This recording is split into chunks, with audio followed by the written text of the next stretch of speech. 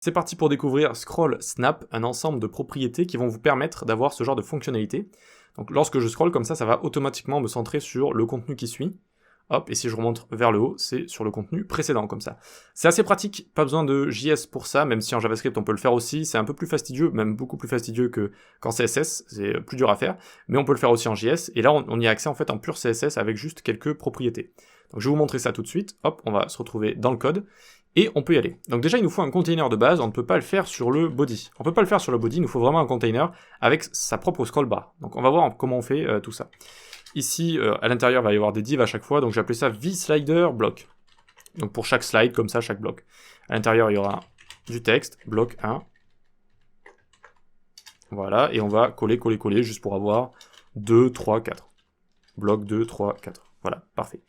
Ok, on peut s'ouvrir ça avec le live server, donc pour l'instant on a notre contenu juste ici, on n'a pas de scroll bar ni rien, on n'a rien du tout. Donc on va dans notre style CSS, on a un simple reset juste ici, juste pour avoir les propriétés remises à 0, et on peut faire point container, donc notre container va prendre une hauteur de base de 100% de la hauteur d'écran. Et il va prendre overflow y scroll. Qu'est-ce que ça veut dire ça? Ça veut dire qu'il va avoir sa propre barre de défilement ici, donc je vais pouvoir scroller dans ce container là. Et c'est seulement comme ça que scroll snap fonctionne. Ok? Donc je vous expliquerai ça un petit peu plus tard, on va revenir dessus. Et pour l'instant on va faire scroll snap type, dis donc j'y arrive pas. Et on va lui mettre donc y mandatory. Alors y parce qu'on va scroller de haut en bas sur l'axe y, et mandatory ça veut dire obligatoire. Ça aussi j'y reviendrai une fois qu'on aura du contenu, parce que pour l'instant c'est bien, on a notre propre scroll bar juste ici, mais notre contenu il est pas là, on n'a pas de contenu en fait. Donc allons-y.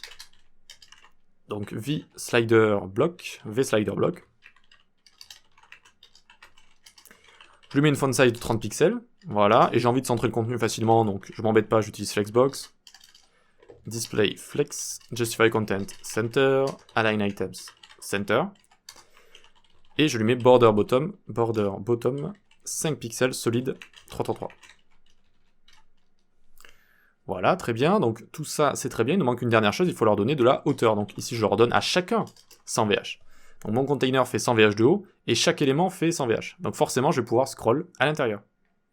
Et donc là déjà on va pouvoir voir quelque chose. On va pouvoir voir que ici si je mets une width de 300, je vois que j'ai mon propre container en fait, vous voyez, c'est mon propre container ici. C'est pas le body, c'est mon propre container. Le body, lui, il a pas de scroll bar là, d'accord? Ça, c'est vraiment mon propre container, donc c'est comme ça que ça fonctionne. Hop, donc on peut enlever ça, voilà, très bien. Nos blocs ici, eux, on va leur mettre une autre propriété qui s'appelle scroll snap align. Et on va leur mettre center, comme ça. D'accord? Donc il faut une propriété sur le container et sur les enfants. Sur le container, on dit d'abord le sens, donc soit de haut en bas, soit de gauche à droite, soit Y, soit X. Et ensuite on dit mandatory, donc obligatoire, c'est-à-dire qu'à chaque scroll, je veux qu'il y ait ce snap qui va, j'allais dire occurrer, mais c'est pas ça. J'ai envie qu'il y ait cette animation à chaque fois que je scroll avec la molette. Attention, avec la molette. C'est-à-dire que là, regardez, je vais scroller, hop, ça descend. Je scroll, hop, ça descend. Et avec la molette, ça va juste suivre en fait votre sens de scroll. Si je scroll vers le bas, ça va me mettre à la section qui suit, et si je remonte avec le scroll, ça va me remonter vers la section précédente. Ok. C'est bien beau tout ça, mais on n'a pas trop de couleurs, donc on va mettre juste les couleurs que j'avais préparées à côté, voilà, juste des petites couleurs pastel, juste histoire de. Très bien, donc là, à chaque fois que je scroll, avec la molette, ça me fait ça. Et qu'est-ce qui se passe quand j'utilise la barre de défilement ici? Hop, je vois que là, ça me remonte, et si je vais là, ça me descend. Qu'est-ce qui se passe, à votre avis? Eh bien, si on est entre 0 et 50%, ça va me remonter vers le haut, voilà, et si on est entre 50% et 100, ça va aller vers le bas, voilà, directement. Ok, donc c'est différent du scroll. Le scroll, c'est vraiment juste le sens. Là, je monte, hop, et ça remonte. Je descends, et ça descend complètement. La barre de défilement, c'est différent. C'est par rapport à de 0 à 50% ou de 50% à 100%, eh bien, je vais te replacer comme il faut.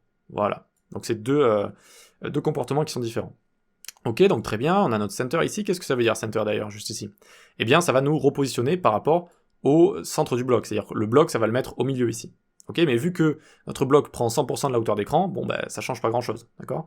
C'est-à-dire que ici par exemple on a aussi accès à start et end, donc pour que ça le place par rapport au haut ou au bas, donc là start c'est par rapport en haut, eh bien ça va pas changer grand chose, parce que tout le temps notre élément va de toute façon prendre 100% de la hauteur d'écran. Donc si on faisait quelque chose comme 80 par exemple, hop, vous voyez que ça me place par rapport à en haut comme ça, d'accord? Pareil ici. Et si je mets end ici, tac, hop, et maintenant j'y vais, et ça me place par rapport à la fin du bloc 4, là, à la fin du bloc 3, à la fin du bloc 2, etc., etc. Voilà. Donc nous, on va rester sur Center et sur 100 VH comme ça. Mais après, c'est à vous de faire comme vous voulez. Donc il existe aussi le scroll snap type pour X, d'accord? Donc si on fait cette sorte de slider de gauche à droite, mais si on utilise overflow X scroll, ça va pas nous faire le même comportement que overflow Y. Overflow Y, vous pouvez scroller comme ça, avec la molette, alors que overflow X, vous ne pouvez pas. Voilà. Vous ne pouvez pas, et il faut obligatoirement le faire à la main, comme ça. Donc c'est vraiment, bon, c'est moins bien, quoi, c'est moins bien. Donc en général, ça s'utilise avec Y, comme ça, de haut en bas, de haut en bas. Alors en JavaScript, on peut gérer tout ce qui est scroll, etc. Mais bon, si on commence à gérer ça en JavaScript, de gauche à droite, hein, j'ai envie de dire, autant tout gérer en JavaScript, quoi. On va pas commencer à mélanger tout, même si on pourrait potentiellement. Voilà pour scroll snap, ça peut être sympa, comme ça, de faire quelques conteneurs avec un scroll spécial pour montrer du contenu, par exemple. Ça peut être plutôt sympa. Rejoignez-nous sur Discord pour parler développement web. La newsletter est en description pour être au courant de tout ce qui se passe autour de la communauté, pour recevoir des astuces et des conseils, encore une fois, liés au développement web. Et vous pouvez suivre mes cours sur les plateformes d'e-learning. On se dit à la prochaine. Ciao.